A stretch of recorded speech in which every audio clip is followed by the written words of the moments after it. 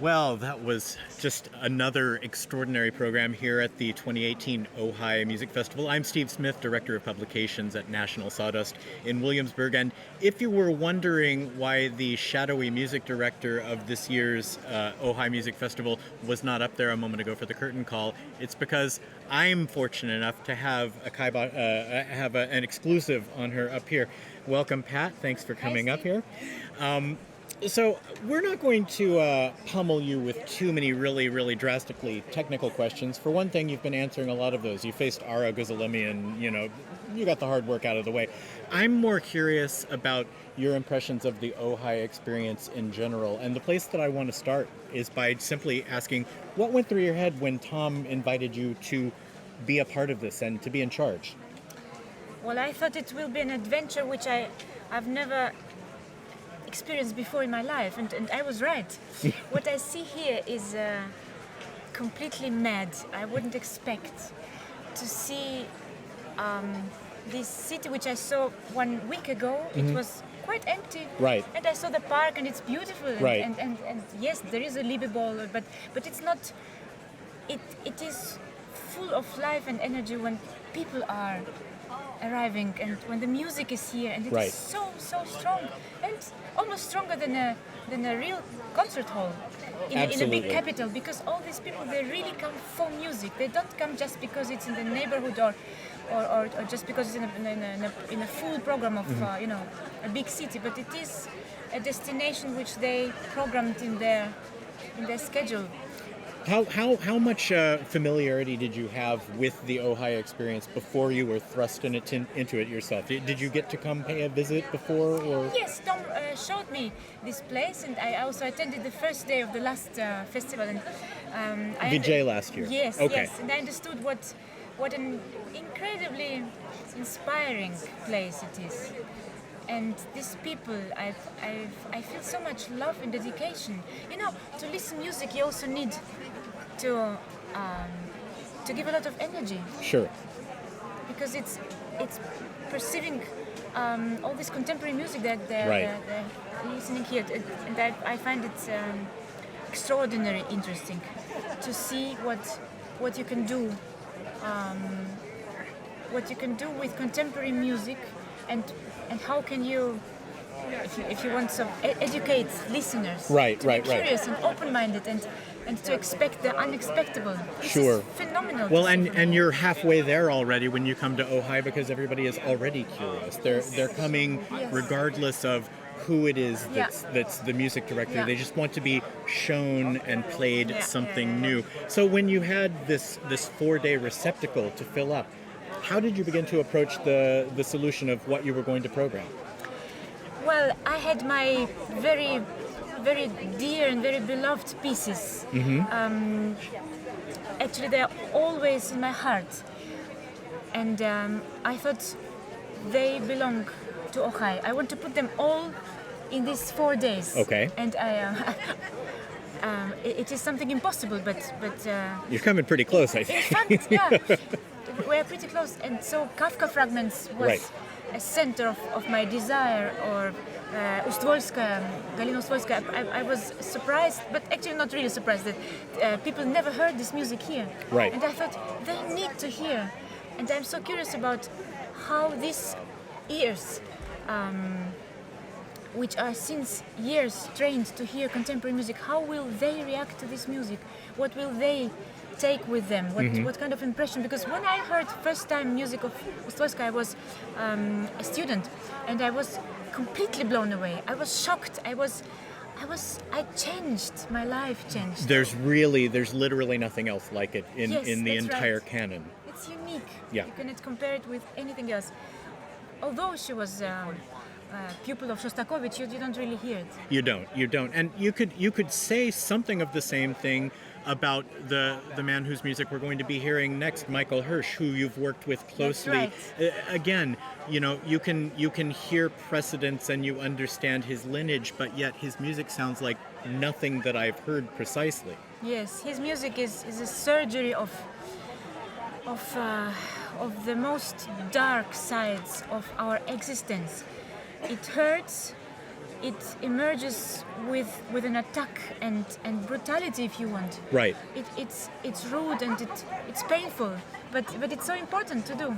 Well, and the thing that I mean, I'm slipping into music critic mode here, but the thing that gets me is that yes, there's this pain, there's this angst, there's this real dark despair, but you sense that in Michael there is also an abiding sense of love that animates why he cares in the first place. That's right. You know? And if you know him personally, right. He is such a warm and wonderful person. Right. There's the deepest humanity Yes, behind absolutely. all of these acts of ostensible violence that we hear. This music is just incredibly honest and naked. There is no ornamentic. There is no dress. It's not beautifully packed to please the audience. Right. It is the real truth, and you have to get used to hear it and to take it with you. Right. To accept it also. One of the really remarkable things that I'm finding about a lot of the programs, including the one that we just heard, is this seamless juxtaposition that you've fashioned between very early music and very new music and making it all coexist. So before I go extemporizing again, I want to know what you have in mind with putting together programs like this one. I don't like very much applause. Yes, you know, it's a sound which I don't consider being part of the music. Okay. So it disturbs me sometimes. It distracts me as well. Also, the ritual of bowing, it is strange to me. Mm-hmm. Okay. But also silence is also difficult to deal with after you gave all your heart and you just nothing remained. But I think this seamless transition from one to the next piece gives you the feeling that music is one from the past, from now and from the future, and we embrace all these styles and we have to create our own world, which Anthony did actually. That's the thing about Anthony's playing too, is that everything he did, no matter if it was 30 years old or 300 years old, it all sounded spontaneous. Yes, everything. Because he improvises, and this is an art which we forgot, unfortunately, since 100, 200 years. Right. Not many people can improvise. It's an amazing gift. And we don't learn anymore. And it's seen so extraordinarily on the duo disc that the two of you made, Take Two, with him improvising to the Bach Chaconne. To the Bach Chaconne, yes.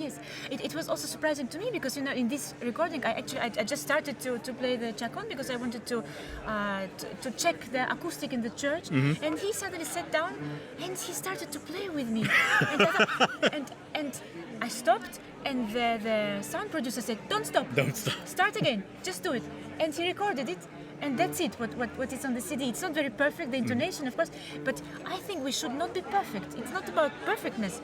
It's not about politeness. It's not about being better than somebody else, but it's about telling a story, and he does when he plays. Well, and that's the other thing. I mean, not to get off onto a whole other tangent, and we could, but, you know, in a day when we're being told the classical recording industry is over and there's no point in making records and nobody needs the 300th version of the Beethoven concerto or whatever, you make records that tell stories like that have an idea behind them, whether it's Take Two or whether your version of Death and the Maiden, which is just breathtaking the way you come in and out of the Schubert on that one, or the ECM records where you focus just on Mansourian or just on Ustvolskaya. Again, every one of your records has an idea. Now, one of the things that I'm taking away from this, and again, just smack me if I'm getting it wrong, but one of the things that I'm getting thank you. All right.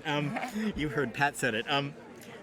One of the strong sensations that I'm getting from all of these programs is that you're looking to remind the listeners in a not heavy-handed way, but in a real way, that every composer was contemporary at some point and all music was new at some point, and we can recapture that thing. And also that musicians, composers, performers, audience members, we all live in the real world and we're all subject to what the real world does to us. That's what I'm getting from a lot of the programming here.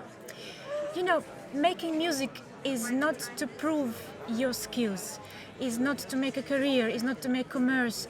It's not to do it as an archive or museum, or you see in museum you have pictures, right, and they have a beginning and an end, and That's they are right. in a square, and you approach it maybe at different times in your life, and you see different things, but still it is what it is. It right? is what it is. Yeah, I don't say it's dead because it's all your imagination anyway, Right. in art and in life as well. But music happens in time, and it needs to be relevant to you, to our time. It needs to tell you something what you understand. And sometimes I find making music very artificial and not true.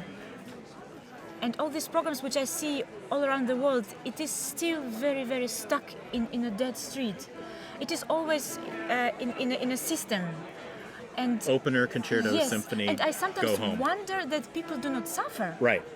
This is a big surprise to me because they feel actually very comfortable. They always say if you want to feel comfortable and to listen music, go to massage salon. There you go. And, there's also Go to the spa. Yes, go to but not to the concert. Right. The concert should. You should not feel comfortable in a concert. Well, you know, that was certainly driven home last night with Bye Bye Beethoven, which was not a kind of sacrilegious demolition of Beethoven. I mean, the fact of the matter is, in a lot of ways, I found it very respectful to the idea that Beethoven, again, was a contemporary composer who struggled to make deadlines and sometimes didn't have his orchestra rehearsed, and that he was very much a man of his time as opposed to somebody who would want to be installed as a granite barrier preventing everything else from being heard. Right, and I think he would be the first one who would not agree to be one of these monuments which we Right. created. Right. And so for me, sometimes the stage looks like a cemetery, and this is what I was trying to stage. That's to right. show to people, and I know it is painful, and I know it's maybe even not right to destroy such a wonderful piece, and I love it so much from all my heart. But I wanted to show that there is an end where even we musicians feel, and we have to do something. We have to Sure. say something. Well, and similarly with Dies Irae, you have the most important message of all. Yes, I think so. Dies Irae is my great and deep concern about our environmental situation, and also about politicians who do not care about it. Right. And I think also we people, we should make it happen. I think this is the first priority, because all these droughts, you said droughts, yeah, rising, the seas are dying. Right. It's a huge problem. We have to do something. And so, being a musician and having these 2 hours or 1 hour on stage, I want to say something what is important to me. And so this is maybe the strongest wish, to touch people and to make them think that it's depending of us. We can change the world. Absolutely, but what I would like to emphasize to people who are watching this is, having just experienced Bye Bye Beethoven last night and looking very much forward to what you do with Dies Irae. The concerts are not sort of polemical, stagey dramas that are supposed to No. drive home a point and leave you with no musical satisfaction. I found the interpretation of the Beethoven concerto, I mean, right up until the end when everything falls apart by intention, but the piece was performed uncompromisingly, and when you got very, very silent and I felt myself leaning in, I mean, those are the kinds of musical moments that we attend live concerts for in the first place. We are very much focused on music. It's not only that we want to make ourselves important. It is music which speaks to you, and this is what I want to. This is what is my mouth and the heart. This music. It's not me. And the one other thing that I notice about this festival, so just so everybody doesn't think that it's all heavy-handed and serious, you've surrounded yourself with very, very dear friends. You've got Jay Campbell, who's playing cello with Jack and who will be playing duo with you tomorrow. You've got Anthony, who you've worked with extensively. The Mahler Chamber Orchestra you've brought to us for the first time, and Maria Ursprung, who staged both of these concerts. And you've even got your parents along for this. Yes, that's right. I always have all my family with me. I ask all my most dear friends to come with me and to do something together. And I think it's never I think of one person. It's always a teamwork, and you have to get together and to get inspired, to talk, to ask, to have ideas which are right for everybody. And also you have to make mistakes together. Right. So you find new ways. No, this is so. I find it's very important, and it's incredible that like Markus Sinterhäuser came just for 2 days to play Ustwolska. This is. I cannot believe it, and sometimes I have a bad conscience that I asked him, but I thought we're grateful. Yes, me too, very much. But if I do Ustwolska, so with whom then? He's the only one. And the extraordinary sight of really beautiful, powerful, visceral, full of sinew performances of Ustwolskaya in this idyllic setting. Again, it's just kind of the juxtaposition of we live in the real world, but there are other things always happening, and having your mind going on 2 tracks, really just extraordinary. And then to add to that, just the exquisite playing in and of itself. So I mean, it was a treat for everybody who was here, and everybody who was able to watch over there on our screens. Thank you. Now, if you could just make a wish and just wish for everybody who's here at this festival hearing these programs, what would you like them to take away? Take everything away, as much as possible. Start with this desk? Yes, take me. Yeah. Very nice. Well, I mean, it really is just a treat to hear music making on such a high level, but then also to just be confronted with ideas and to be reminded that there are serious things happening in the world, and we all want to that classical music is not just meant as an easy escape, that it should in some way reflect the fact that we've all lived in this world. Classical music is not a part of your nice dinner, and it's not as the bells ring ornament here. of your life. It is life. And, That's and right. you should think in the concert. You should feel. You should suffer. You should also enjoy, of course. But it's just a very different thing, and it's something you shouldn't forget. All right. Well, thank you so much, you. Pat, for taking the time to do this. It was a real privilege to get. I told you it was going to be painless and easy, and Yes. good luck with the rest of the festival. I'll be very much. watching very, very closely. Thank you. Bye bye. Thanks, Pat.